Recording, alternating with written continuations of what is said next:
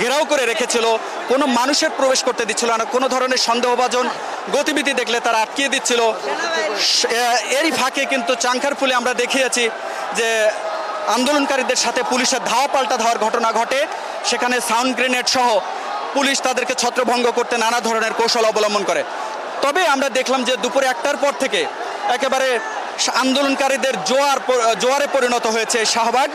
রাজধানী শাহবাগের আশপাশের যে ওভারব্রিজের ছাদ এবং এখানে একটি মনোগ্রাম রয়েছে, সেটির ছাদে এবং জাদুঘরের আশপাশে প্রত্যেকটি সড়কে কিন্তু মানুষের অবস্থান এবং এখানে সেনাবাহিনীর প্রচুর উপস্থিতি রয়েছে। পুলিশেরও উপস্থিতি শাহবাগ মোড়ের চারপাশে নেই, পুলিশ রয়েছে, তবে এই শাহবাগের থেকে বেশ খানিকটা দূরে 1 কিলোমিটার দূরে পুলিশের কাছাকাছি ভিড়তে দেওয়া হয়নি, কারণ আন্দোলনকারীদের পক্ষ থেকে বা পুলিশের সাথে এখানে যেন কোনো ধরনের অপ্রীতিকর ঘটনা না ঘটে, পুলিশ যেন আন্দোলনকারীদের উপরে আর কোনো চড়াও বা কোনো ধরনের তাদের সাথে সংঘর্ষে না জড়ায়, সে বিষয়টি নিশ্চিত করছে সেনাবাহিনী।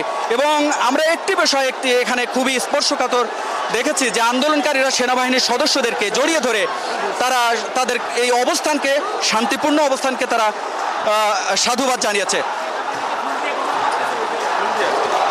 একটু বলে রাখি যে আপনারা জানেন যে ছাত্র আন্দোলনের সূত্রপাত যেটি ঘটেছিল কোটা সংস্কার আন্দোলন, সেই কোটা সংস্কার আন্দোলনকে ঘিরে মূলত ছাত্রদের এই আন্দোলনের সূত্রপাত।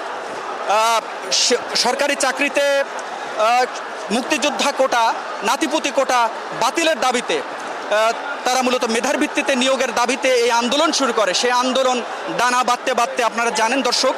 তারপরেও একটু বলে রাখি যে বিভিন্ন পর্যায়ে বা ঘাত প্রতিঘাত উপেক্ষা করে আজকের এই আন্দোলন গণজমায়েতে পরিণত হয়েছে রাজধানী শাহবাগের এই উপস্থিতি জানান দিচ্ছে যে হয়তোবা আজকে তাদের যে দাবি, তারা বলছেন, এখানে উপস্থিত শিক্ষার্থীরা বলছেন তাদের দাবি আজকে পূরণ না করা পর্যন্ত তারা এখান থেকে আর রাজপথ ছাড়বেন না।